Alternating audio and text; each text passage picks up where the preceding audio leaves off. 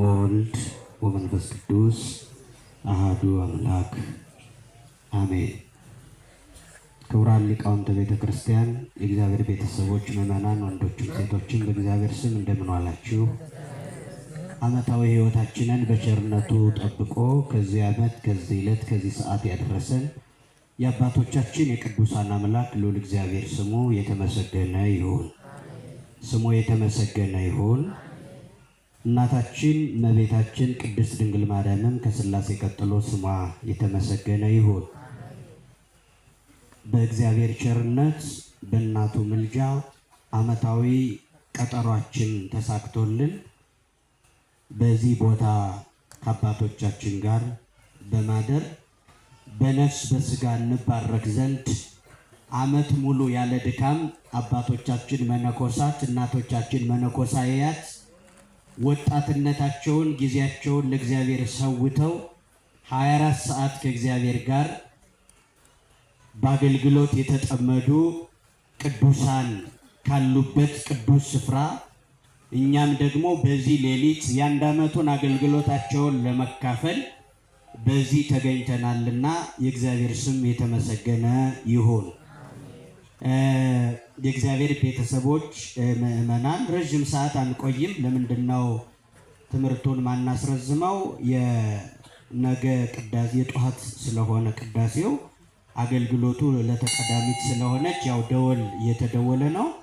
ወደ ማህሌት ሊገቡ ነው እና የማህሌቱ አገልግሎት ይጀምራል። ብዙዎቻችሁ በማህሌቱም አገልግሎት በቅዳሴው በቁርባኑ ለመሳተፍ የመጣችሁ እድለኛ ክርስቲያኖች አላችሁ።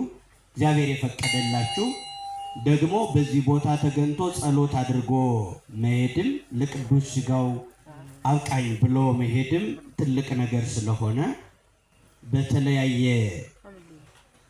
አመጣጥ ነገር ግን መንፈሳዊ ዓላማችን አንድ የሚያደርገን መንፈሳዊ ጉባኤ ነው። ከዚህ የተነሳ ለተወሰነ ጊዜ እግዚአብሔርን ቃል እንማማራለን። ክርስቲያኖች እግዚአብሔር የሚወደው ምን ነገር አለ? ከቤታችሁ አንስተን ከዚህ እስክንመጣ ድረስ ዝቅ ከፍ የምንለው እንደ ስጋ መውጣት መውረዱ የምናወጣ ወጪ ካለ እንደ ስጋም መነሳት መውደቅ ካለው እነዚህ ነገሮች ተደማምረው እግዚአብሔር ሕይወታችን ፈልጎ እንዲያገኛት ምክንያት ነው። ምናልባት እንደ ስጋ በተለይ የከተማው ሰው በዚህ ለመምጣት ለማደር ሙቀቱ ምኑ ብርዱ ላይመቸው ይችላል። ቁሞ የማደር ልምዱም ስለሌለ ለብዙዎቻችን አስቸጋሪ ሊሆን ይችላል። ነገር ግን እነዚህ ነገሮች ተደማምረው የስጋ ድካም ለመንፈሳዊ ብርታት እግዚአብሔር ደግሞ ምክንያት ይፈልጋል። ምን ይፈልጋል? እግዚአብሔር ምክንያት ይፈልጋል። ምን አይነት ምክንያት ነው እግዚአብሔር የሚፈልገው? የእኛን ነፍስ ለማትረፍ ለማዳን ሕይወታችን ለመባረክ ሲፈልግ እግዚአብሔር ምክንያት ይፈልጋል። ሰው ደግሞ እግዚአብሔር ጣልቃ የሚገባበትንና ከቤት አንስቼ እስከዚህ ድረስ ጉዞ በማድረግ እያንዳንዱን እንቅስቃሴያችን እግዚአብሔር ተደምሮ ተቀንሶ እሱ እንዲባርካት ነፍሳችን ማግኛ መንገድ መሆኗን ታሳቢ በማድረግ ፍጹም ደስታ በሕይወታችን ሊኖር ይገባል። ምዕመናን በጣም በዋናነት ልናስበው የሚገባው የሚገርማችሁ ይህ ማያልቀው ዘላለማዊ መንፈሳዊ በረከት የሚፈለግበት መንገድ ከአባቶቻችን ስንመለከተው የሚገርማችሁ የያዕቆብ ልጅ ማነው? የይስሐቅ ልጅ ያዕቆብ ራሱ ያዕቆብን አባቱ መርቆታል። በደንብ እየሰማችሁ ይሁን። ትምህርት እያስተማሩ ነው። ጀምሬያለሁ። ያዕቆብ የሚባለው የይስሐቅ ልጅ ያዕቆብ ምን ያደርጋል?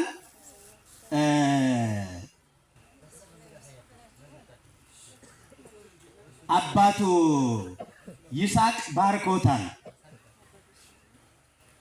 የሰማይም የምድርም በረከት ከሰማይ ጠል ከምድር ካለው ነገር በበረከት የታጀበ እንዲሆን ያዕቆብን አባቱ ይስሐቅ ባርኮታል።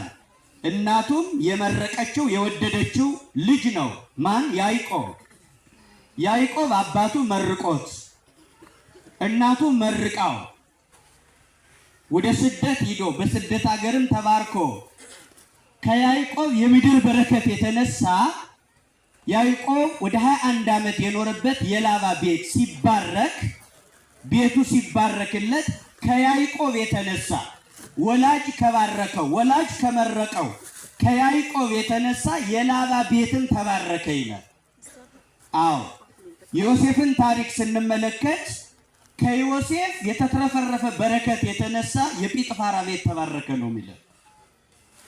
የጲጥፋራ ግቢውም ቤቱ ውጪ ያለው ውስጥም ከውጭም ያለው የግብፅ ሰው የጲጥፋራ ቤት እንዲባረክ የዮሴፍ ቤቱ ውስጥ መግባት የዚያን ሰው በውስጥም በውጭም ያለው ነገር እንዲትረፈረፍ በበረከት እንዲሞላ አድርጓል። የዮሴፍ በረከት ለሌላው በቅቷል።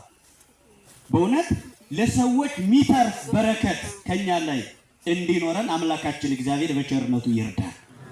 ቅዱስ ቦታ ነውና ስንመለስ እንደ ዮሴፍ ለሰዎች ሚተርፍ በረከት በእውነት በእኛ በኩል እንደ ጲጥፋራ ቤት የሚባረኩ ሰዎች አሁን ያዕቆብ የላባ ቤት ሲገባ ሁሉ ነገር ንብረቱ በዝቶለታል። ያዕቆብ አገር የለውም ነበር፣ ስደተኛ ነበር፣ ሚስትም ልጅም አልነበረውም። ሚስትም ልጅም ኑሮት ሀብቱ ንብረቱ በዝቶለት በጣም የሚገርመው ያዕቆብ ከሶሪያ ሲመለስ የ3 ቀን መንገድ የሚያስጉዝ በግ ነበረው።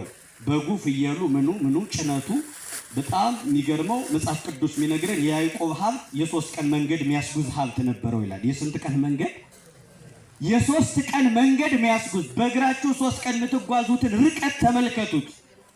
3 ቀን ሰው የሚጓዘውን ያክል ሀብቱ ሲዘረጋ የያዕቆብ ንብረት ይህን ያክል ነበር። ግን ያዕቆብ ምን አደረገ መሰላችሁ? በጣም የሚገርመው ነጥብ ላይ የምፈልገው ነጥብ ላይ ነው ገና የደረስኩት።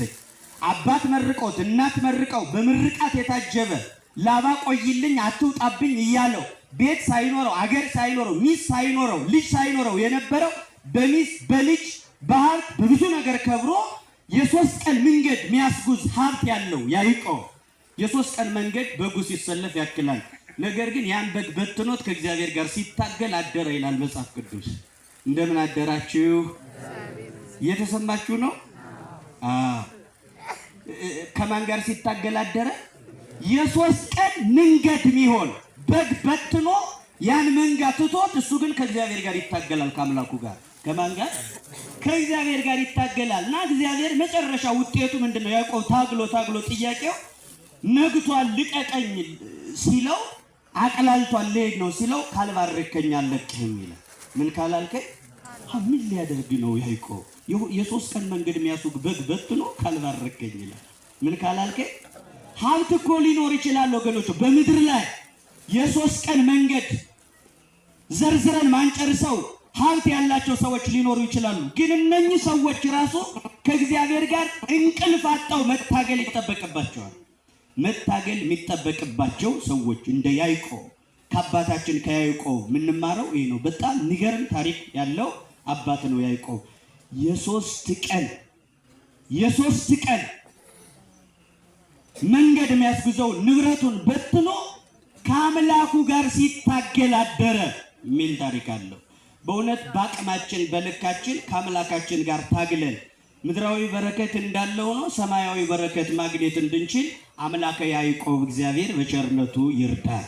የያዕቆብንም ብስለትና ትጋት ለሁላችንም ያድለን። አያችሁ፣ ሰው ሀብት ሲኖረው ያን እየተከተለ እግዚአብሔርን ሊረሳ ሊዘነጋ ይችላል። ያዕቆብ ግን ያን ሁሉ ነገር አስቀምጦ አባቱን ባርኮት እናቱን ባርከው አልረካም። ያን ሁሉ ሀብት እያለ የውስጡ ጥያቄ አልተመለሰም። ነገር ግን ዘላለማዊ ጥያቄው እንዲመለስ፣ ሰማያዊው በረከት እንዲመለስ፣ እግዚአብሔራዊውን በረከት ለማስቀረት እንቅልፍ አጥቶ ከአምላኩ ጋር ሲታገል አደረ።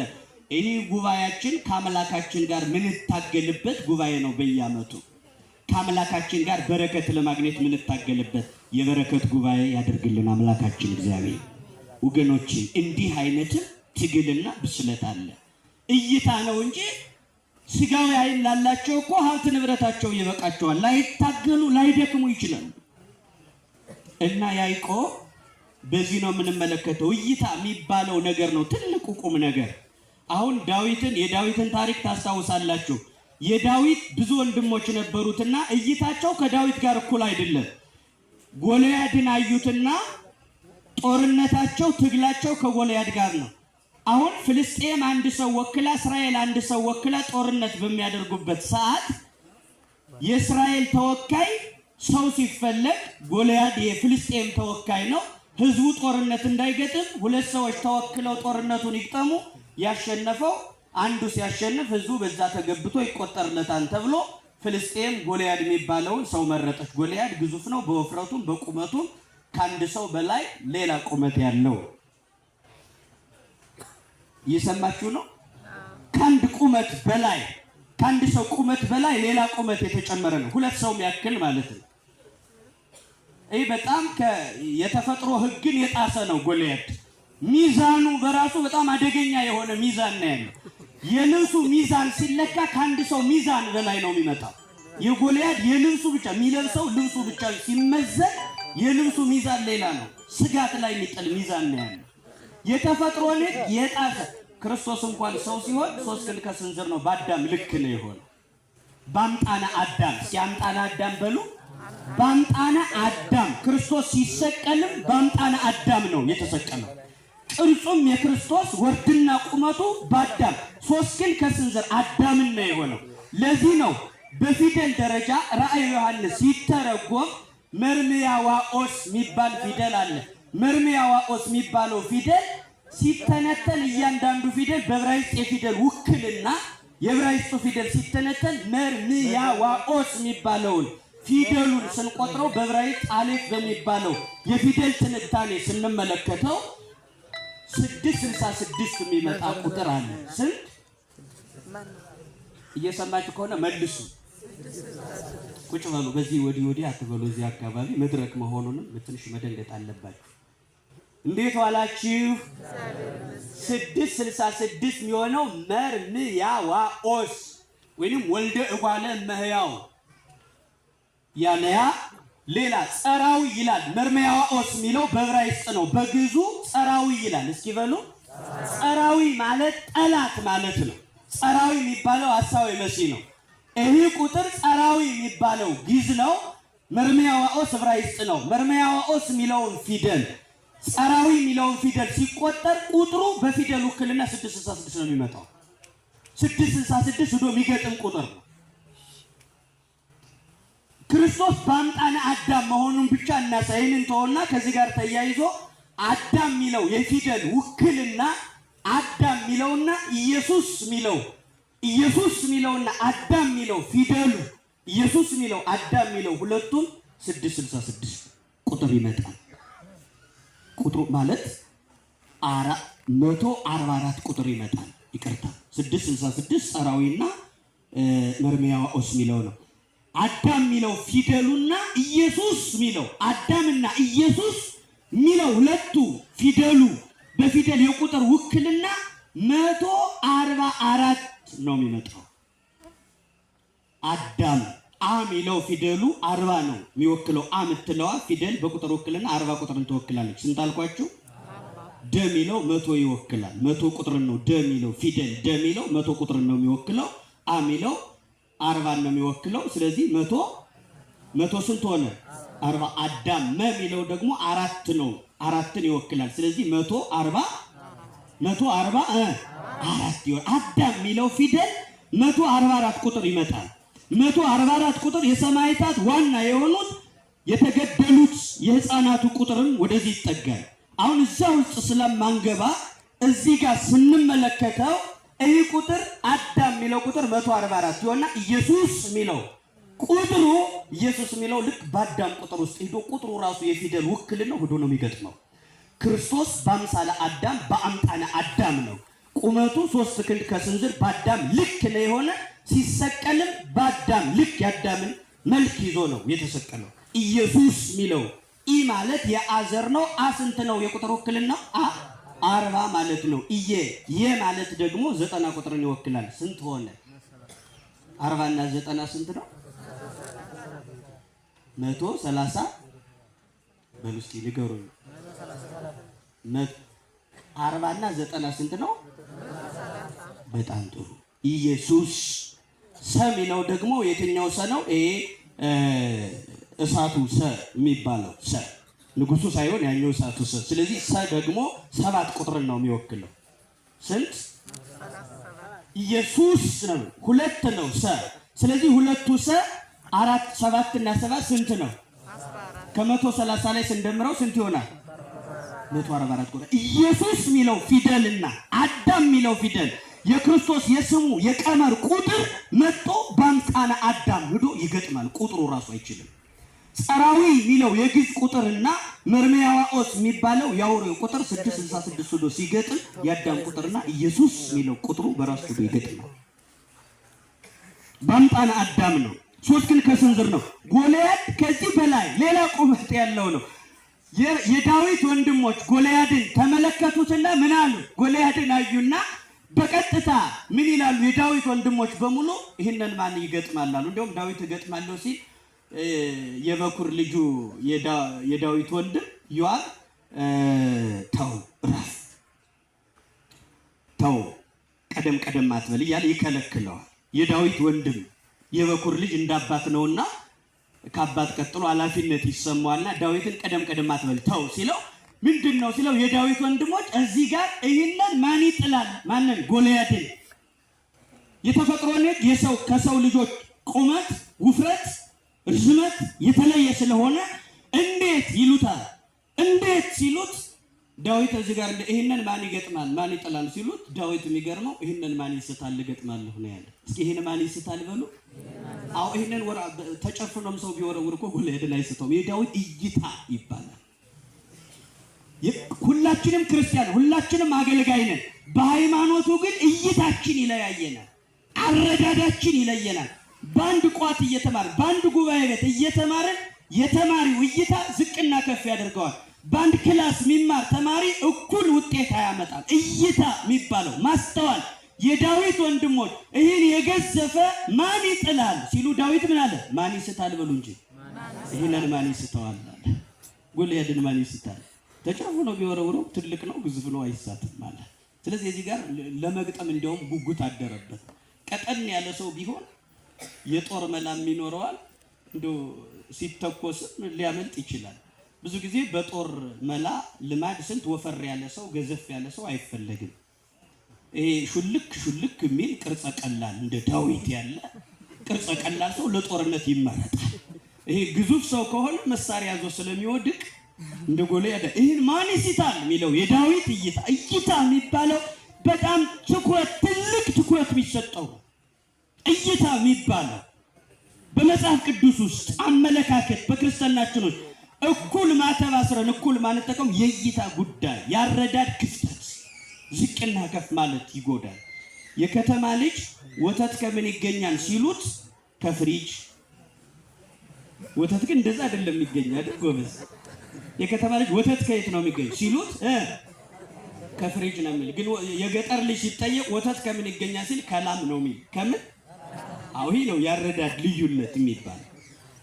የገጠሩ ልጅ ከላም ነው ወተት ነው የሚል አይደናገርም። የከተማ ልጅ ግን ከላሙ አድርጎ በፍሪጅ አድርጎ ስለሚመጣ ከፍሪጅ ነው የሚል። ያው በገባው ልክ ነው ሰው የዳዊት ወንድሞች ይህን ማን ይጥላል የሚሉት በገባቸው ልክ ትልቅ ነው።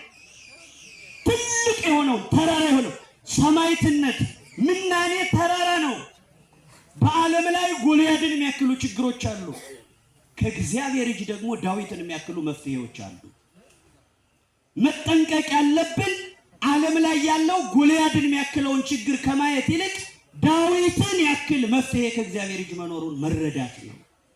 በወጣትነታቸው መንነው ገዳም የገቡ ጎልያድ የሚያክል ችግር ቢኖረው ምናኔ ከባድ ቢሆንም ዳዊትን የሚያክል መፍትሄ ከእግዚአብሔር እጅ መኖሩን አውቀው ዓለምን ንቀው ርቀው ተለይተው ወደ ገዳም ይመጣሉ። ይተውታል፣ ይንቁታል። ያ የገዘፈ ነገር ሊሆን ይችላል። መናቅ ነው። የእይታ ጉዳይ ነው። የከተማ ልጅ ነገጠር አረዳዱ ክፍተት እኩል አይደለም። ሌላውም የከተማ ልጅ ዝናብ ለምን ይዘንማል ስትባላሉ የገጠር ልጅና የከተማ ልጅ ውድድሩ አሁንም እንደወተቱ። ሌላው ልጅ ዝናብ ለምን ይዘንማል ስትባል የከተማ ልጅ የገጠሯ መጀመሪያ ተጠይቃ ለምን ይዘንማል ሲባል እህል እንዲበቅል ምድር እንድትረስ ብዙ ነገር እንዲስተካከል ምናምን ብላ ትክክለኛውን ስትመልስ የገጠር ዝናብ ለምን ይዘንባል ሲባል መብራት ለማጥፋት። አሁን ዝናብ ሲዘንብ እግረ መንገዱን መብራት ሊጠፋ ይችላል። ነገር ግን የዝናቡ ዓላማ መብራት መውሰድ ግን አይደለም።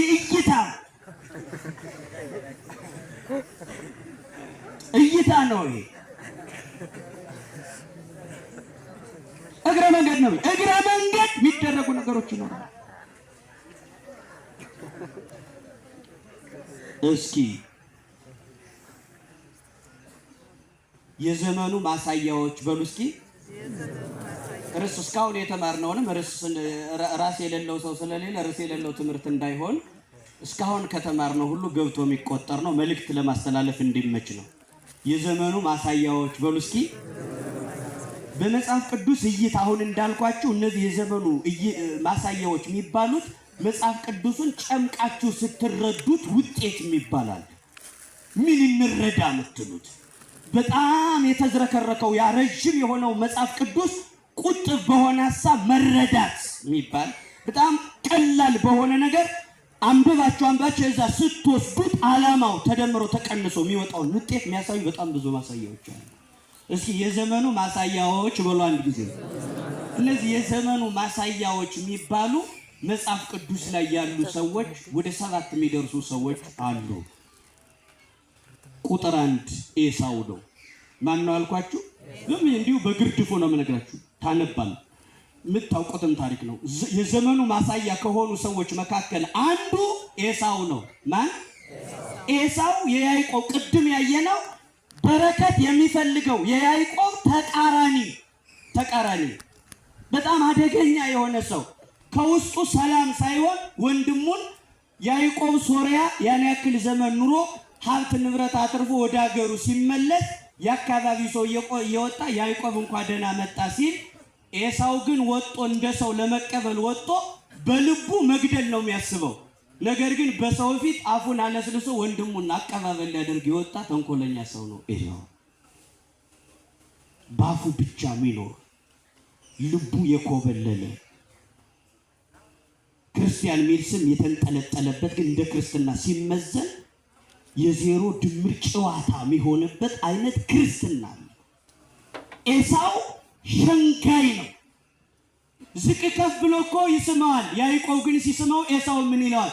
እንደው ከልብህ ይቅርታ አድርገህልኛል ሲለው አይ ለሰው ለአካባቢው እይታ ለእይታ ብዬ እንዳይበላሽ ብዬ ተለይቼ እንዳልቀር ነው እንጂ የገጽታ ግንባታ የሚባለውን ለማድረግ ነው እንጂ አንተን እንኳን ከልብ ይቅርታ ባደርግልህ ቁራ ቢጠቁር አህያ ቀንድ ቢያበቅል ካንተ ጋር አልታረቅም አለው።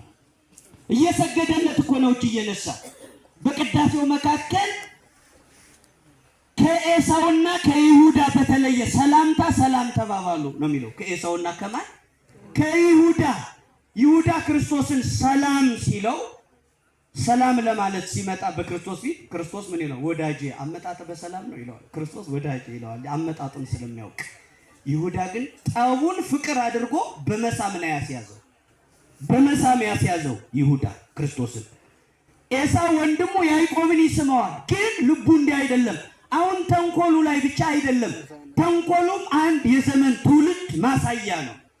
የዚህን ዘመን ትውልድ ቁልጭ አድርጎ መጽሐፍ ቅዱስ ላይ ካሉ ሰዎች ጠባዩን በቀላሉ ከሚገልጡ ሰዎች እንዲህ የተሽቀረቀረ ማንነት ያላቸው የኤሳው ጠባይ ያለው ትውልድ ዘመነኛ ትውልድ ይበዛል። ኤሳው የዚህን ከተመኛ ዘመነኛ ትውልድ የሚገልጥ መጽሐፍ ቅዱስ ላይ ካለ አንድ ጉልት ማስረጃ ነው። ኤሳው መንታ ነው። አሁን ኤሳው ብኩርናውን የሸጠው በምንድን ነው ካላችሁ፣ አሁን ኤሳውነት የዘመን ማሳያ የሚሆነው ሆዳምነቱ ምን አልኳችሁ?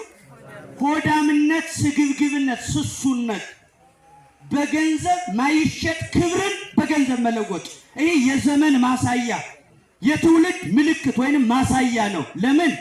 በሆዱ ምክንያት ክብሩን የሚለውጥ በሚበላ በሚጠጣ ነገር ክብሩን አሳልፎ። አሁን ልብ በሉ፣ ምን ታስታውሳላችሁ? ኤሳው በገንዘብ ብኩርናውን ባይሸጥ ኖሮ እግዚአብሔር ምን ተብሎ እንደሚጠራ ታስታውሳላችሁ? ልብ በሉ። ዛሬ እግዚአብሔር ሲጠራ ምን ይባላል? አምላከ አብርሃም ወአምላከ ይስሐቅ ወአምላከ ያዕቆብ ተብሎ ይጠራል። እስኪ የአብርሃም አምላክ በሉ፣ የይስሐቅ አምላክ የማን አምላክ? የያዕቆብ አምላክ። ኤሳው በሆዳምነቱ ብኩርናውን ባይሸጥ ኑሮ ግን የሚባል የነበረው የበኩር ልጅ ስለሆነ የአብርሃም አምላክ የይስሐቅ አምላክ የኤሳው አምላክ ነበር የሚባል። የማን አምላክ? አያችሁ፣ ይህን እድል ነው ያጣው። አሁን የኤሳው አምላክ ተብሎ አይጠራም። ትንሹ ያዕቆብ ነው። ግን የኤሳው አምላክ መባል ሲገባው በስስታምነት በሆዳምነት ክብሩን ለውጧልና በእግዚአብሔር ስም መጠራት ሲገባው አብርሃም፣ ይስሐቅ፣ ያዕቆብ የአብ የወልድ የመንፈስ ቅዱስ የሥላሴ ማስረጃ ሲሆኑ ኤሳው ከዚህ ህብረትና የምስጢር ማስረጃ ምሳሌ ተገንጥሎ የወጣ ሌላ ግንጥል ጌጥ ሆነ። ሌላ ጌጥ ሆነ ሆዳምነት። ስለዚህ በሆዳምነታችን በስግብግብነታችን ክብራችን፣ ሃይማኖታችን፣ ቤተክርስቲያናችን በጥቅማ ጠንቅ ከመሸጥ አንጻር የሚታየው ትውልድ የሚዲያ ፍጆታ ለሆነ ንግግራቸው ሶሻል ሚዲያ ላይ ተጥደው ቤተክርስቲያን ለሚያቃልሉ ክብሯን አሳልፈው ለሰጡ ሰዎች መታሰቢያ የሚሆነው ኤሳው ነው። ኤሳው አንዱ ኤሳው ነው። ማን ነው? የዘመን ማሳያ፣ ክብርን መለወጥ፣ ሆዳምነት፣ በምድራዊ ነገር ላይ ሰማያዊው ነገር መለወጥ። መንታ በአንድ ቀን ተዘርቶ በአንድ ቀን የታጨደው ያዕቆብ ያን ሁሉ የሶስት ቀን መንገድ የሚያስቡ በግ በትኖ ድፍን ሌሊቱን ከአምላኩ ጋር ሲታገል ያደረ ወንድሙ ነው። አንድ ሸንጋይ ልብ አለው። ሁለተኛ ሆዳምነትና ስግብግብነት ክብሩን፣ ሰማያዊ ልዕልናውን፣ ዘላለማዊ ማንነቱን በምድራዊ ክብር መለወጥ ኤሳውነት ከዘመን ማሳያ የትውልዱ የዚህ ዘመን ትውልድ ማሳያ ተብለው በመጽሐፍ ቅዱስ ከሚጠቀሱት ሰዎች ኤሳው። ሁለተኛው ሲሞን። እስኪ በሉ ሲሞን። የሲሞኒዝም ዋና ሲሞኒዝም በጣም ወደ 12 የሚደርስ ክደት ነው ያላቸው። እሱን በስፋት መዘርዘር በጣም ይከብዳል። በሃይማኖት አበው ላይ ይጠቅሳቸዋል። ሲሞኒዝም የሚባለው ሰብሳብ ርኩስ፣ ጋብቻ የረከሰ ነው ብሎ ከመናገር ጀምሮ በጣም ብዙ የክደት እንትን ያላቸው ሲሞኒዝም የሚባሉት ዋናው ሲሞን የሐዋርያት ሥራ ግብረ ሐዋርያት የያዕቆብና የኤሳው ታሪክ ያው 27 ኦሪት ዘፍጥረት ምዕራፍ 27 ይገኛል። ነገር ግን ደግሞ የዚህኛው ደግሞ የሲሞኒዝም ዋናው ሲሞን የሚባለው ስሞን ሳይሆን ሲሞን የሚባለው ሰው የሚገኘው በሐዋርያት ሥራ ምዕራፍ 8 ላይ ስታነቡ ምናገኝ እና ይህ ሰው ምንድነው? የዚህ ሰው ሲባል ደግሞ ሐዋርያት በሚያስተምሩበት ጊዜ አስማት እሰራለሁ፣ ይህ ጥንቁልና አሳያለሁ በሚል በተለያየ መንገድ በጣም አደገኛ የሆነ ትምህርት ይዘራ የነበረ ሰው ነው። ሐዋርያት አሳምነው ሰላም አገር ብለው ህዝቡን ትተውት ወደ ቤታቸው አምኗል ተምሯል ብለው ወደ ቤታቸው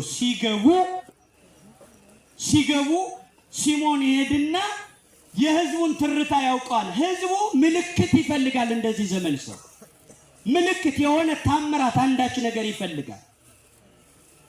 መሬት የነካ እውቀት አይደለም፣ ግርግር ምልክት ታውቃላችሁ። ታምራት በዮሐንስ ወንጌል ላይ በጣም በብዛት ምልክት የሚል ነገር ይበዛል። ምልክት ማለት ዋና አይደለም፣ እንደ ዳረጎት ነው። ክርስቶስ በታምራት ሊፈውስ ይችላል። ሁል ጊዜ ግን ታምር ማሳየት አይደለም ዓላማው። ምልክት በምልክት የሚያደርገው ነገር የትምህርት መጨረሻ አይደለም። ምልክት የሚባለው የት መሰላችሁ? የሆነ ቦታ ላይ አንድ ታዋቂ ስፍራ እዚህ ቦታ ላይ አለ ለማለት ቦታው አስፈላጊ እስኪለመድ ድረስ የሆነ ቦታ ላይ ራቅ ብሎ ታፔላ ሊቀመጥ ይችላል። እዚህ ቦታ አቅጣጫ የሚጠቁም ነው። ምልክት ማለት ያ ነው። ቦታው ዋናው ቦታ እዚህ ጋር ይሆንና ታች ላይ የሆነ ቀስት፣ የሆነ አመልካች፣ የሆነ ታፔላ ይቆምና በዚህ በኩል ያስኬዳል ብሎ የሚናገረው ምልክት ማለት ያ ነው። ሰው ግን እየቆመ ያለው ዋናው ቦታ ላይ ሳይሆን ዋናውን ቦታ ከሚጠቁመው ምልክቱ ላይ ነው። በዛ ዘመን ምልክት የሚፈልጉ ሰዎች ይበዙ ነበር። የታምራት ትምህርት፣ ጥቃቅን ነገር በስጋ የሚገለጥ ነገር በማየት የዚያ ዘመን አይደለም። ዛሬም ባህታዊ እንዲህ የፈለገ በአንድ ቀን ህዝቡን ናድ አድርጎ ንዶ የሚወስድ የተሳካለት ምልክት ማሳየት የሚችል አንድ ባህታዊ ከመጣ ይህን ያክል ዓመት ቤተክርስቲያን ያስተማረችውን ህዝብ በአንድ ቀን ንዶ ይዞት ይሄዳል። ይምቦይ ካብ ይሆናል። ህዝቡ እዚህ ሲያዩት ያለ ይመስላል፣ ግን ንዶ አንድ ባህታዊ አንድ ተራ ልብስ የለበሰ የሆነች ምልክት አሳይቶ ህዝቡን ንዶ ይወስደውና እዛው ምልክቱ ላይ ይቆማል። ዋናው ላይ ሳይደርስ ይቆማል ማለት ነው። እግዚአብሔር ምልክቱ ላይ ከመቅረት በቸርነቱ ይጠብቃል። እና የዮሐንስ ወንጌል ምልክት እያለ የሚናገረው እዛ ላይ መቅረት ይባላል። ሲሞን ሐዋርያት ያስተማሩትን እነሱ ወንጌል አስተምረው ያሳመኑትን እሱ በምልክት የሆነ ነገር አደረገ። ላሟን አመጣና በጆሮዋ ሹክ ሲል ወይም በሬው በጆሮው ሲያናግረው ከሁለት ተሰነጠቀ በሬው። ህዝቡ ምን አለ? በእነ ጴጥሮስ ወንጌል ያመነ ህዝብ አይ እነ ጴጥሮስ ሁልጊዜ ወረደ ተወለደ እንዲህ አለ ያረገ ዳግም ይመጣል ሚል ትምህርት። ይሄኛው ወረደ ተወለደ የለ አረገ የለ ተጠመቁ የለ ቁረቡ የለ በሬ ይሰነጠቃል ብሎ አምጥቶ አዋቂማ ማለት ይሄ ነው ብሎ ህዝቡ ግልብጥ ብሎ በሬ ሰነጠቀ ብሎ እምነቱን ትቶ ወደ ሲሞን ተከታይ ወደ ሲሞኒዝም ወደ ሲሞን ተከታይ ሆነ ህዝቡ። ጴጥሮስ ሲመለከት ህዝቡ ምን አግኝቶ ነው ይህን ያክል ያመነ ያወቀ ህዝብ በአንድ ቀን የተናደ ምን አይቶ ነው ሲል ሲሞን በሬ በቁሙ በጆሮ ሽክ ብሎ በድግምት በሬውን ከሁለት ሰነጠቀው፣ ህዝቡም ወደዛው ሄደ ሲሉት እኔ እግዚአብሔር አገልጋይ ለህዝቡ በሬ መሰንጠቅ አይጠቅመውም እንጂ እኔስ በሬ መሰንጠቅ ያቅተኛል አለ ጴጥሮስ። አያችሁ፣ ለህዝቡ ግን የቆመ በሬ መሰንጠቅ ምንድነው ጥቅሙ? ይህን ከሆነ የሚፈልገው ህዝቡ እኔም ከሲሞን አላንስም፣ ነገር ግን እኔ በሬም ቢሆን እግዚአብሔር የሰራው ነው። እኔ ታምር ሳደርግ እግዚአብሔር የሰራውን በማፍረስ አይደለም፣ ጠንቋዩ ያፈረሰውን በመስራት ታምር እሰራለሁ አለ ጴጥሮስ። አዎ የእግዚአብሔር አገልጋዮች ሁልጊዜ ሰይጣን ያፈረሰውን ይሰራሉ። ሰይጣን በኃጢአት ያፈረሳትን ነፍሳችን በቅዱሳን በኩል እንድትሰራ መድኃኔዓለም የአባቶቻችን ፍቅር ያድለን። የአባቶቻችን ትምህርት በውስጣችንም እንዲያደር መልካም ፈቃዱ ይሆንልን። አያችሁ፣ ጠንቋዩ በሬ ተሰነጠቀ፣ እኔ ግን ከሁለት የሰነጠቀውን በሬ እገጥመዋለሁ። እሱ በድግም እኔ በስላሴ ስም አለና በሬውን ገጣጥሞ በስመ አብ ወወልድ ወመንፈስ ቅዱስ ብሎ ሲባርከው ከሁለት ጠንቋይ የሰነጠቀው በሬ ግጥምጥም ብሎ ሰላም ሆኖ ቆመ። እስኪያመስግኑት እግዚአብሔር። እግረ መንገዱንም የተኛ ሰው ብታስደነግጡልኝ ፈልጌ ነው። አዎ የተኛ ሰው ትንሽ ባይሆን እየደነገጠ ቢተኛ ባይሆን። ታዲያ ጴጥሮስ ሰርቶ ልክ ህዝቡ በሬውን ሲሰነጥቀው ጠንቋይ ወደ ሲሞን ሄዶ ነበር። ጴጥሮስ ደግሞ በሬውን አስተካክሎ ሲያቆመው ድሮም ጠንቋይ የተከተለ ላይሆን ነው ተዋረድን ብሎ ህዝቡ ግልብጥ ብሎ ወደ ጴጥሮስ መጣ። ሰላም አገር ብለው እነ ጴጥሮስ ቤት ገብተው ቁጭ ሲሉ በጣም ተበሳጨና ጴጥሮስ አንድ ስራ ሰርቷል እግረ መንገዱን። ከዛው ላይ ህዝቡ ድጋሚ እንዳይሳሳት ፈልጎ ያንን የቆመውን በሬ ጴጥሮስ በስመ ስላሴ ባርኮ ያስነሳውን በሬ በጆሮው ቀረብ ባለና በሬውን አናገረው። ጴጥሮስ በሬውን ሲያናገረው ምን አለው? ህዝቡስ እየሰማኝ አይደለም፣ አንተ ስማኝ አለው። በሬውን ምን በል አንተ አድምጠኝ፣ ህዝቡ እየሰማኝ አይደለም። እዛ በሬውን ምን አለው? ሂድና ከሁለት የሰነጠቀህን ጠንቋይ በቀንድህ እያረስ በህዝቡ ፊት አምጥተህ እዚህ ላይ ጣለው አለው። ያ በሬ በቀንዱ ውያለ እያንዘገዘገ ባስጢሙ እየደፋ ይህን ጠንቋይ በህዝቡ ፊት አምጥቶ በግንባሩ ደፋው። አያችሁ፣ ያደምጡታል። ነፋሳት ይታዘዛሉ ለሐዋርያት፣ አጋንንት ይታዘዛሉ ለሐዋርያት፣ ስነ ፍጥረት ይታዘዝላቸዋል። ለምን? እነሱ ለእግዚአብሔር ስለሚታዘዙ ለነሱ ያለ ምንም ሰቀቀንና ስጋት ፍጥረታት ሁሉ ይገዙላቸዋል። በሬው እንደዛ ሲያደርገው ህዝቡ አየና ድሮም ከጠንቋይ የተጠጋ ብለው ያንን ጠንቋይ ናቁትና ስራውን ወደ ጴጥሮስ ግልብጥ ብሎ ከሄደ በኋላ እዚህ በኋላ ወደ ኋላ ወደፊት ህዝቡም አይመለስም ጠንቋዩም አይደግመውም ብሎ ጴጥሮስ ቤቱ ሲገባ ምን አደረገ? በቃው ነቃው፣ ወደ ሰማይ ላርግ ነው፣ ሳርግ ልጥቀማቸዋል። ህዝቡን ሰብስቦ ወደ ሰማይ ላርግ ነው፣ አንተን ዲቁና፣ አንተን ጵጵስና፣ አንተን ክህነት፣ አንተን ካህን ሹሜሃለሁ፣ ና ተሾም፣ ሳላርግ ተጠቀም፣ ላርግ ነው እያለ አጋንንትን በምሳው ስቦ ተሸከሙኝ አለና አጋንንት ተሸክመውት ከፍ እያለ አንተን ሹሜሃለሁ ሲል ህዝቡ ስልጣን ሊያገኝ ሹመት ሊያገኝ እየቀረበ በጴጥሮስ ጋር የነበረው ያ ሲያጨበጭብ የነበረ ግልብጥ ብሎ እንዴ መሬት ላይ ካለ ሰው ጋር ምን አለነ ጴጥሮስ ጋር እያረገ ነው አለ። ሰይጣን አጋንንት ተሸክመው ሲያርጉ ህዝቡ ሁሉ ጴጥሮስን ትቶ ወደ ሲሞን ሄደ። ቅዱስ ዮሐንስና ጴጥሮስ ተነግሯቸው ሲመጡ ቅዱስ ዮሐንስ አልችላል፣ ጴጥሮስ ቶሎ በል አንድ ነገር አድርግ፣ ይህ ሕዝብ ጠፋ፣ ሰውየው እኮ ጠፋ፣ አረገ፣ ወጣዋል፣ አምላክ መሰላችሁ። ቅዱስ ጴጥሮስ ምን አለ? ላወዳደቅ እንዲመች ትንሽ ከፍ ይበል ብዬ ነው ታገሰኛል እንደሚለው ግጠኝ። ከፍ ከፍ ከፍ ሲል ከዓይናቸው ሊጠፋ ሲል ሌላ ነገር አልተጠቀመም። ቀና ብሎ በስመ አብ ወወልድ ወመንፈስ ቅዱስ ሲል በስመ ሥላሴ ሲያማትብ የተሸከሙት አጋንንት እንኳን መስቀለኛ መንገድ ያስደነግጣቸዋል። አጋንንት ትምህርተ መስቀል ሲያዩ ትተውት ብትን ሲሉ መጥቶ ከእግራቸው ሲል ተንቆጫቆጨ፣ ወደቀ። በዚህ ጊዜ ህዝቡ ምን አለ? ድሮም ጠንቋይ እየተከተለ ወደ ጴጥሮስ ናድ ብሎ መጣደም። አያሳዝናችሁም? ይህ ህዝብ መልቆ እንደተበላሸ ጀልባ ስቃዩን ያያል። የሆነ ሚዛን የሌለው ህዝብ፣ ምሰሶ የሆነ ትምህርት የሌለው ህዝብ።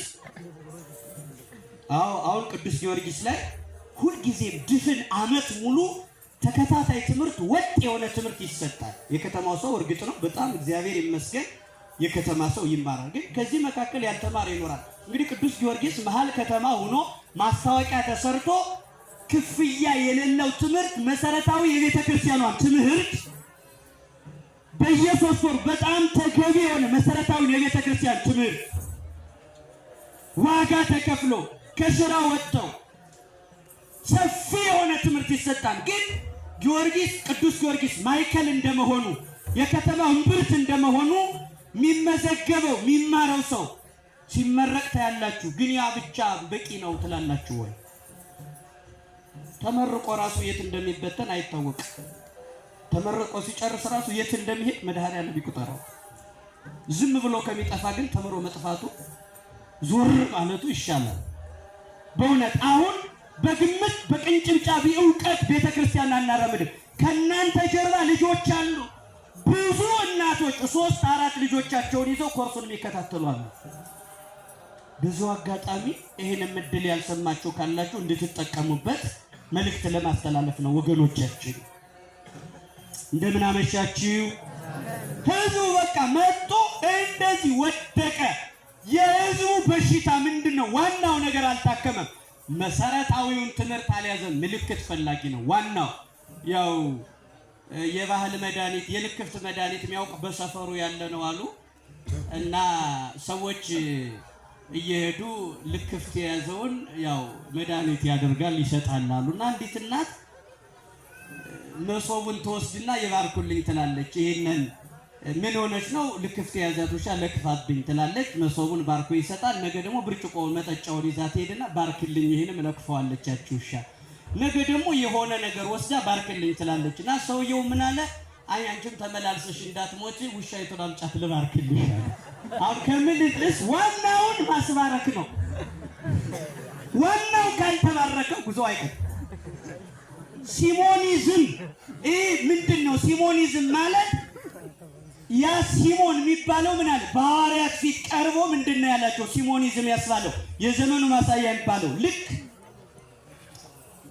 ጸጋ እግዚአብሔርን በገንዘብ ሊሸጥ ብዙ ብርና ወርቅ አመጣና ለነ ጴጥሮስ ሰጥቶ እናንተ እንዲህ አይነት ታምራት የምታደርጉበትን አጥምቃችሁ የምትፈውሱበትን መንፈስ ቅዱስ ከእናንተ ጋር ሆኖ የሚሰራበትን ጸጋ መንፈስ ቅዱስን በገንዘብ ሽጡልኝ።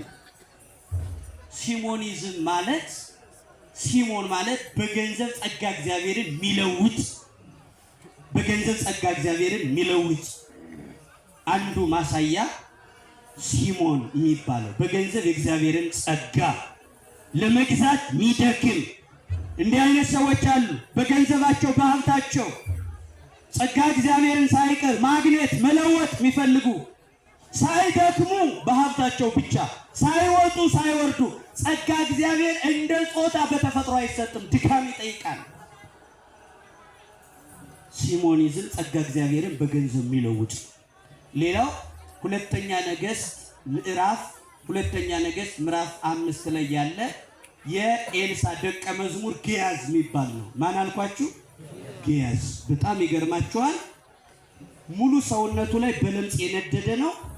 ኤልሳ የበቃ ነው። ከተዘጋ ጎጆ ውስጥ ሆኖ ረቂቃን መላእክት ማየት የሚችል ሁሰት የሚባለው ማዕረግ ላይ የደረሰ እግረ ፀሐይ የፀሐይ እግር እስከምትደርስበት ሂዶ ያለውን በተዘጋ ቤት ሆኖ ማወቅ የሚችል ኤልሳ የሱ ደቀ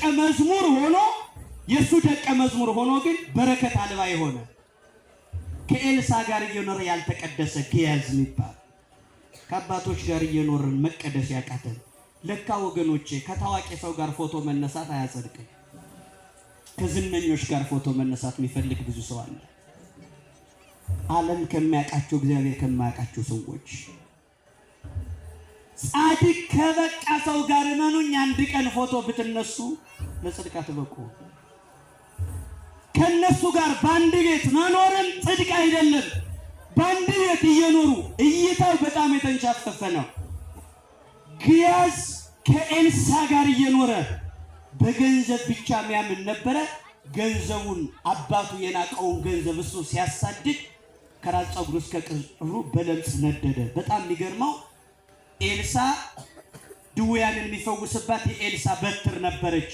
የኤልሳ በትር ታምረኛ በትር ናት። ሙሴ በበትሩ ኤርትራ እንደሚከፍለው የኤልሳ ደግሞ ታምረኛ በትር አለች። ያችን በትር ከታመመ ከሞተ ሰው ሲያደርጋት ሙታንን የምትቀሰቅስ የኤልሳ በትር ነበረችና በአንድ ወቅት አንድ ሕፃን ሞተና እችን በትር ይዘህ ሩጥ ከኔ አንተ ትፈጥናለህ፣ ልጅ ነህ ግያዝ ልጄ፣ እቺ ታምረኛ በትር ናት። የዚህ ሴት ልጅ ሞቶባታል፣ አንድ ፍሬ ልጅ ነው። እችን በትር ወስደህ ከሕፃኑ ላይ ሞቷልና ከሕፃኑ ላይ የኔን በትር አስቀምጥልኝ፣ እኔን ሁን እጄን ሁነኝ ብሎ ልኮ ሰደደው። ሲለከው ግን ምን አለ?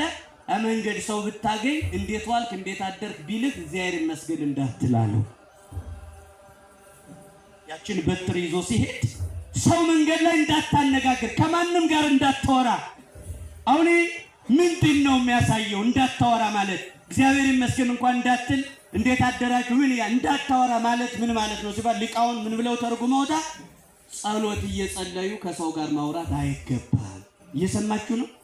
ቀኝ ግራ ማየት ማውራት አያት። ጸሎት ሲጸልዩ ከእግዚአብሔር ጋር ነው ጉዳያችን። የዚያ ማስረጃ ነው እንጂ ሌላ ነገር አይደለም።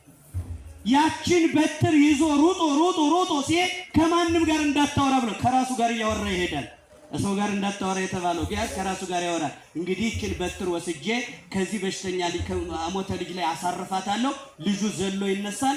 ከዛ በኋላ ግያዝ ሙት የሚያስነሳ ታዋቂ ባገሯ ሙልጭ አርዬ ገንዘብ ሰበስብበታለሁ፣ ይህ ጥሩ አጋጣሚ ነው እያለ እንደ ቅኔ እየቆጠረ ይሄዳል። ልክ ያችን በትር የኤልሳን ታምረኛ በትር ወስዶ ከሞተው ልጅ ላይ ሲያስገድ ለካ በትሯ ግያዝ ሲይዛት ግዑዝ ሆናለች። የግያዝ እጅ ላይ ስትሆን ያቺ ታምረኛ በትር አያችሁ፣ ያቺ ታምረኛ በትር ግዑዝ የሆነ ሰው ሲይዛት መፈወሷን አቆመች። ፈውስ የሚሰጠው የአባቶቻችን እጅ ላይ ያለው መድኃኒተኛ እጅ ላይ ሲደርስ ግዑዝ እንዳይሆን ከግያዝ ጠባይ ይገላግለን መድኃኔዓለም። ግያዝ የዘመኑ ማሳይ በገንዘብ ክብሩን ሰማያዊ ነገር የሚለውጥ ግያዝ የዚህ ዘመን ትውልድ በምን እመስላታለሁ ይላል መጽሐፍ ቅዱስ። በግያዝ ይመሰላል፣ በግያዝ። ሌላው የዘመኑ ማሳያ በለዓም የሚባል ነው። በለዓም ኦሪት ዘኍልቍ ምዕራፍ 22ን ስታነቡ ኦሪት ዘኍልቍን የመርገም ሀብት የተሰጠው በለዓም ጥቁር ምላስ ነው። ድርቅ ያድርገኝ ካለ ሰው እንደ ድንጋይ የሚደርቅለት እንደ እንጨት ድርቅ የሚልለት ጥቁር ምላስ ተራግሞ የሚያደርስ ተራጋሚ ሰው ነው በለዓም። እግዚአብሔር በጉዞ ሁሉ እየከለከለ የበለዓም አህያ እንደዘት አውጥታ ተናግራ መስተካከል ያልቻለ ነው። የተፈጥሮ ሕግ ተለውጦ እንኳን ትምህርት ያልተማረ ሰው ነው በለዓም። የተፈጥሮ ሕግ አህያዋ አንደበት አውጥታ ለምን ትደበድበኛለህ? እስመናሁ ሳልስከ ዝንቱ እንዘ ትዘብጠኒ፣ ስትዘበድበኝ አሁን 3ኛ ጊዜ ነው፣ ለምን ትመታኛለህ ብላ አህያው ስትናገር የተፈጥሮ ሕግ ተጥሶ ምንም ያልደነቀው ሰው ነው በለዓም። ሂዶ ግን ገንዘብ ሊሰጠው ነበርና እግዚአብሔር እንዳትረግም እያለ ሲለውጠው ስለነበረ ቁመህ አለ።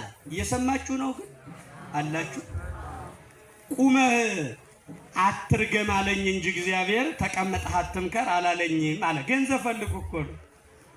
ቁመህ አትምከር አለኝ እንጂ እስኪ በሉ እግዚአብሔር ቁመህ አትምከር አለኝ እንጂ ቁመህ አትርገም አለኝ እንጂ ተቀምጠህ አትምከር አላለኝም። መጨረሻ ላይ በቃ ዝም ብሎ ያለ ገንዘብ ሊመለስ ሲል ያ ገንዘብ እንዳይቀርበት ምን አለ እግዚአብሔር ከልክሎት እያለ ቁሜ ባልራገምም ተቀምጬ ልምከረውና ባይሆን ገንዘቧን ልውሰድ ብሎ አስቦ ምን አለ ቁጭ አለና ባላቅ ወልዶ ሶፎርን ሲመክረው ምን አለ በል እንግዲህ የእስራኤል የአይዛብ ሴቶች መልከኞች ናቸው። እነዚህ መልከኛ ሴቶች ጣዖት አሳዝለህ ውብ አድርገህ በፊታቸው በእስራኤል ወንዶች መካከል ላካቸው። የወጣቶች ፈተና ዝሙት ነው። የእስራኤል ወንዶች ደግሞ ሴት አይቶ ማለት በጅ አይላቸውም። እነዚህ የአይዛብ ሴቶች ጣዖት አሳዝለህ ቀባብተህ ስደዳቸውና ሴቶችን ሲጠይቋቸው ሴቶች ምን ይበሉ አለው። ሴቶች እኛን ከፈለጋቸው የኛን ጣዖት አምልኩ፣ ከዛ ጣዖታችን ካመለካቸው እንደፈለጋቸው ከናንተ ጋር በዝሙት እንወድቃለን ሲሏቸው ያኔ በዝሙት ከአይዛብ ጋር ይወድቃሉ። እግዚአብሔር አጥብቆ የሚጠላው ዝሙትን ነው። በዝሙት ምክንያት ህዝቡና እግዚአብሔር ይጣላልሃል። በዚህ ምክንያት ጠላቶች እስራኤል ረግሚያቸው ባይጠፉም በዝሙት ምክንያት ይጠፋሉ አለው። በጣም በዝሙት አበደ። እሱ እንደመከረው ጣዖት አሳዝሎ ላካቸው። እነዛን የእስራኤል ወንዶች በሙሉ የአይዛብ ሴቶች ጣዖት ተሸክመው እንዳለ በዝሙት እንዲወድቁ ሐሳባቸውን ሁሉ አስቀየሯቸው። ድንኳኑ ሙሴ ከያዛት ድንኳን ሳይቀር ሴትና ወንዱ አብረው ተጋደሙ። የሙሴ ድንኳን ውስጥ ጽላተ ሙሴ የሚያርፍበት ድንኳን ውስጥ ዛሬ ቤተ መቅደሱን ወክሎ ከነበረው ከሙሴ ድንኳን ከዛች ድንቅ የሆነች የእግዚአብሔር መገለጫ ከዛች ውስጥ የእስራኤላዊ ወንድ ከሌላ ሴት ጋር ተጋደመ። ፊናስ የሚባል ካህን፣ ፊንሃስ ይባላል ካህን፣ ያላዛር ልጅ ፊናስ የሚባለው ካህን ከሙሴ ድንኳን ውስጥ ወንድና ሴት ተጋድሞ ሲያገኛቸው ጦር አንስቶ እንዳለ አካላቸውን ወጋቸው ይላል። እዛው ላይ ሲወጋቸው እግዚአብሔር ምን አለ? ፊንሃስ ፊንሃስ በከመ አስተንፈስ ቃለ ልቤ ከማሁ አስተፌስሐከ፣ ልቤን ደስ እንዳሰኘሃት አንተንም ደስ አሰኘሃለሁ አለው እግዚአብሔር። እንዳለ አካላቸውን ሩካቤ ሲያደርጉ ገደላ። እዛው ላይ በጦር ወጋቸው። ሴትና ወንዱን አጣብቆ ከዛው በጦር ሲወጋቸው እግዚአብሔር በፊናስ ተደሰትኩ አለ። ከዚህ የተነሳ 300 ዓመት እድሜ ጨመረው። እነዚህን ዝሙተኞች ሲገላቸው የብሉይ ኪዳን ሕግ ነው። ያው አዲስ ኪዳን እቺ ሕግ መሲሐዊ ተራህራሃት በክርስቶስ ይላታል ወንጌልን። ያ የብሉይ ኪዳን ሕግ ነው። በዚህ ምክንያት ለቤተ መቅደሱ ስርዓት ተቆርቁሮ ተጸጽቶ እነዚህን መቀጣጫ እንዲሆኑ ስለወጋቸው ፊናስን በዚህ ምክንያት 3 ዓመት የሹመት ዘመን ጨመረው እግዚአብሔር። 300 ዓመት ስንት ዓመት? በጣም ይገርማል። በለዓም ገንዘብን ከመፈለግ አንጻር 24,000 እስራኤላውያን በመቅሰፍት ተመቱ። እግዚአብሔር ተለይቷቸው 24,000 ህዝብ እንዲረግፍ ያደረገ ከዚህ ንጉስ ባላቅ ከሚባል ንጉስ ገንዘብ ለማግኘት ነው። ስለዚህ የእስራኤልን ህዝብ በገንዘብ የለወጠው ይሄ የዘመኑ ማሳያ የሆነው አንዱ ከዘመኑ ማሳያ ሰዎች በለዓም። እስኪ በለዓም በሉ። ኦሪት ዘኍልቍ ምዕራፍ 22 ላይ ያለ ነው። ሌላው እንደምታውቁት ታዋቂው ይሁዳ ነው። ይሁዳም ያው በየእንትኑ ተጽፏል። የማቴዎስ ወንጌል ምዕራፍ 10 ላይ የሐዋርያት ዝርዝር ታሪክ አለ። በዝርዝር የሐዋርያት ስም ዝርዝር ሲጻፍ የይሁዳ 12ኛው ነው ተጽፏል መጨረሻ ላይ። እና ሊቃውን ሲተረጉሙ የይሁዳን ስም ለምንድን ነው መጨረሻ ላይ ያደረገው መካከል ላይ ያላደረገው አሉና ያው እንደሚወጣ ስለሚያውቅ ለማውጣት እንዳይመች እንዳይበጣብጥ ሌላውን ዳር አንጠልጥሎ ተወው። ዳር የተንጠለጠለ ሐዋርያ፣ ዳር ላይ የተንጠለጠለ ክርስቲያን አለ። ለማውጣት ለመወርወር ቢመች ይሁዳ ማን ላይ አይደለም ዳር ላይ በቁጥር ይሁዳ መጨረሻ ነው እና ዳር ላይ ያደረገው። አንድ ደራሲ ሲጽፍ ምን አለ? ለቤተ ክርስቲያን ቅርብ ለእግዚአብሔር ሩቅ የሆኑ ሰዎች አሉ አለ። እስኪ ለእግዚአብሔር ቅርብ ለቤተ ክርስቲያን ቅርብ በሉ እስኪ። ለቤተ ክርስቲያን ሩቅ ማለት ለቤተ ክርስቲያን ቅርብ ለእግዚአብሔር ሩቅ እስኪ በሉ። አዎ አሁን ለቤተ ክርስቲያን ቅርብ የሚባሉ ሐዋርያ ተብሎ የሚጠራ ይሁዳ ለቤተ ክርስቲያን በማዕረግ ደረጃ ሐዋርያ ነው። ለቤተ ክርስቲያን ማዕረጉ ቅርብ ነው፣ ግን ለእግዚአብሔር ልቡ በጣም ሩቅ ነው። ሩቅ ነው። እንደዚህ አይነት ሰዎች አሉ። እንደ ኤሳው ሽንገላ ይታይበታል። በብልጣብልጥነት መንግስተ ሰማያትን መውረስ የሚፈልግ ነው ይሁዳ። ከዘመኑ ትውልድ ማሳያዎች መካከል አንዱ ይሁዳ በብልጣብልጥነት መንግስተ ሰማያትን ለማግኘት የሚያደርገው እርምጃ ነው። አያችሁ ይሁዳ ምንድነው የሚያደርገው? እንጨቷ ስትነግረውም እንደ ወንድምህ እንደ ጴጥሮስ ንስሐ ግባ ትለዋለች። እንጨቷ ሊታነቅ ገመድ ይዞ ሲሄድ ያቺ አፍ አውጥታ እንጨቷ እንደ በለዓም አህያ ስትነግረው አይሰማም። እንደ ወንድምህ ኦ ጴጥሮስ ነስህ ከኦ ይሁዳ ነስህ ከመእሁከ ጴጥሮስ፣ እንደ ወንድም እንደ ጴጥሮስ ንስሐ ግባ ብላ ዛፍ አውጥታ ተፈጥሮ ተናግሮ እግዚአብሔር በልዩ መንገድ ሲያስተምረው ምን አለ? ቀለብላባ እነቅኝ ብልሽ እነቅኝ ምን ያስቀባጥርሻል ብሎ እንጨቷ ጋር ንግግር ጀመረ። እንጨቷን መልስ አልሰጠችም። ያችን እንጨት ትቶ ሌላ እንጨት ሲሄድ አንገቷን ቀልበስ አድርጋ አላንቀዋለች። ለካ ሞት በራስ ፈቃድ አይገኝም። ሞትንም በፈቃድ ማምጣት ለካ አይቻልም። አያችሁ ወገኖች፣ 3 እንጨት ሞከረ።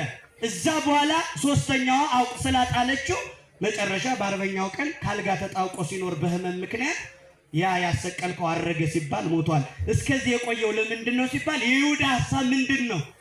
ይሁዳ መታነቅ የፈለገው ክርስቶስ ሲኦልን ውድማ አድርጎ በርብሮ ሲያወጣቸው ሲኦል ያሉትን እዛው ሲኦል ያግንቶኛ አብሬ ተቀላቅዬ እወጣለሁ የሚል ብልጣብልጥነት የራሱ ስሌት ነበር። መንግስተ ሰማያት በስሌት በብልጣብልጥነት አትወረስም። መጨረሻ ላይ መጥቶ መውረስ የሚፈልግ እንደ ይሁዳ አይነት በስሌት መንግስተ ሰማያትን ማግኘት የሚፈልግ የዘመኑ ማሳያ የሆነ ትውልድ አለ። ከነዚህ ሰዎች መካከል አንዱ ይሁዳ ነው። ሌላው ዴማስ ነው። ማን ነው?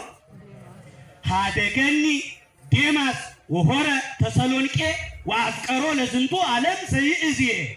ዴማስ አለ የዛሬውን ዓለም ወጥቶ ትቶኝ ሂዷል አለ። ዴማስ ትቶኝ ሄደ። ያዝናል። በእውነት ቅዱስ ጳውሎስ ያዝናል። አምጾ ለማርቆስ ባቱ ይበቋል ይጠቅመኛል፣ ማርቆስን አምጣው።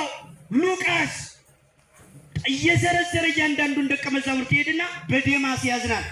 ዴማስ ዛሬ የዚህኛውን ዓለም ፍቅር ወዶ ይሄኛው በዚህኛው ዓለም ያኛውን ዓለም ለውጦ ትቶኝ በዓለም ቀለጠ። ተሰሎንቄ ሲገባ እቺ የተሰሎንቄ ከተማ በጣም እብድ ከተማ ናት። በጣም የሚገርመው ሊቃውንት ሲገልጧት እችን ከተማ ሰዎች የፍቅር መግለጫ የሚያደርጉት ይላሉ። ሰዎች በጣም አንድን ሰው በጣም ከወደዱት ሚስቱን አሳልፈው እስከ መስጠት ድረስ ሚስታቸውን ለሌላ ወንድ እስከ መስጠት ድረስ ይደርስባት ከተማ ናት። እቺ ከተማ ይሄኛውን ያኛውን ዘላለማዊን ዓለም አስረስታ ከጳውሎስ ገንጥላ እንደ ጨው አሟሙታ ይዛው የሄደች ዴማስ ዛሬ መንግስተ ሰማያትን በዚህኛው ዓለም በሀብት በንብረት የለወጠውን ትውልድ ማሳያ የሆነው አንዱ ዴማስ ነው። ሌላው አካን ወልደ ከርሜ መጽሐፍ ኢያሱ ምዕራፍ 7ን ስታነቡ አካን የሚባል እርም የሆነውን ነገር የሰረቃለ። ምን የሆነው? የእስራኤል ጉዞ ተደናቅፎ ብዙ የእስራኤል ሰዎች በዚህ ሰው እርም የሆነውን ነገር በመስረቁ የእስራኤል ጉዞ ተሰናክሎ ኢያሱ ተጨንቆ ወደ እግዚአብሔር ሲያመለክት ለምን ተሸነፍን በጠላት ብሎ አምላኩን ሲጠይቅ ከመካከላችሁ እርም የሆነውን የነካለ ብስራት ማይጓዛለ ለህዝቡ መደናቀፍ ለህዝቡ ሞት ምክንያት የሆነ ከመካከላችሁ እርም የሆነ የነካ ወርቅ የሰረቀ አካን ይባላል። እሱ ካልወጣ ጉዟችሁ ሰላም አይሆንም አለው። ተወግሮ ተሰቃይቶ ሞተ። የህዝቡ ጉዞም ሰላም ሆነ። እነዚህ ሰዎች ሁሉ የዘመኑ ማሳያ ናቸው። የዚህ ዘመን ትውልድ ግማሹ በጥቅማጥቅ በዚህኛው ዓለም ያኛውን ዓለም በመለወጥ ግማሾች እንደ ኤሳው ሆዳም በመሆን በተለያየ መንገድ ቤተክርስቲያንን አሳልፈን በመስጠት እኛም የዘመኑ ማሳያ ከተባሉት ከነዚህ ሰዎች ቁጥር እንዳንሆን አምላካችን እግዚአብሔር ይርዳን። ይቆየን።